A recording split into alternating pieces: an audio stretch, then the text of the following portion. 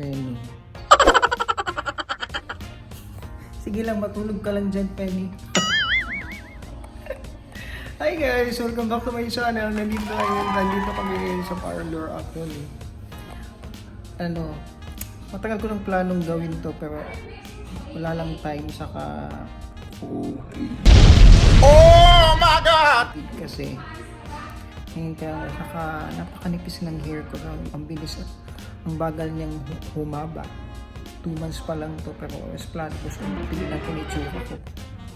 So mas probably mamaya makikita nung itsura. Sabi ko nga sa kanila pag di ko nagustuhan to ng itsura nito, ipapakalbo ko to. Kaya abangan nyo na lang later anong itsura nito. Plano ko sa nagpakulayan pero ay sabi kasi ni Penny pag nakulot na to hindi na pala siya pwedeng kulayan ulit. Mas probably babalik ko na pala sa some other days pero titignan ko muna kung itsura niya saka ko siya pakukulayan ko na lang kung magustuhan ko. Kung hindi, we'll see. Walang katao-tao yung nila guys. Sa bagay kasi 8 o'clock na rin dito ng gabi 8 o'clock na lang gabi dito sa Dubai. May tao dito kanina yung may isang babae lang na naabutan namin na palinis ng kuko. Tapos ngayon kami na lang, ayan. Actually pang women to siya, pang women parlor pero tumatanggap din pala sila ng tumatanggap din sila ng mga lalaki na nagpapagupit o nagpapaparlor talaga. Kasi sa normal na pagupitan kasi ng panlalaki dito, hindi sila nagaganito. Kung ano nung nagpapagupit, yung gumugupit lang talaga. Yung ginugupitan lang talaga yung mukha na yung gusto mong ipagupit sa hiyo mo, hindi yung ganito na gusto mo. May iba ka pang gustong gawin sa hiyo mo, gano'n.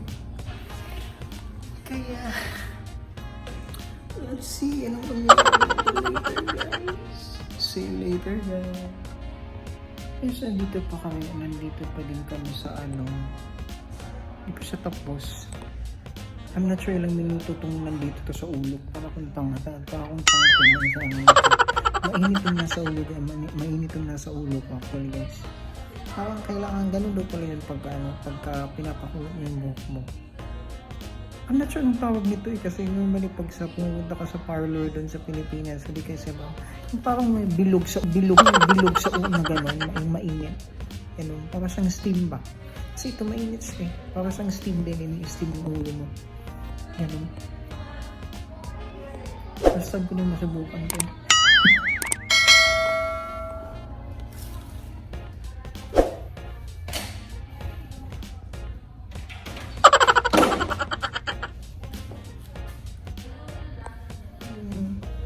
Gamot sa ulo na nilagay nila yung kasama.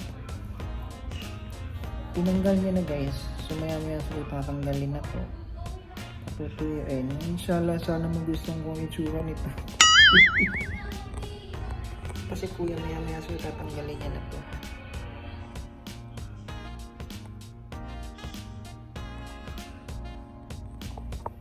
Hey!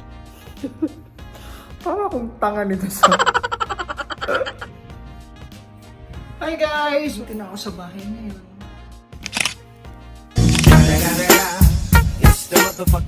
Ay, yung tsura ng buhok ngayon guys.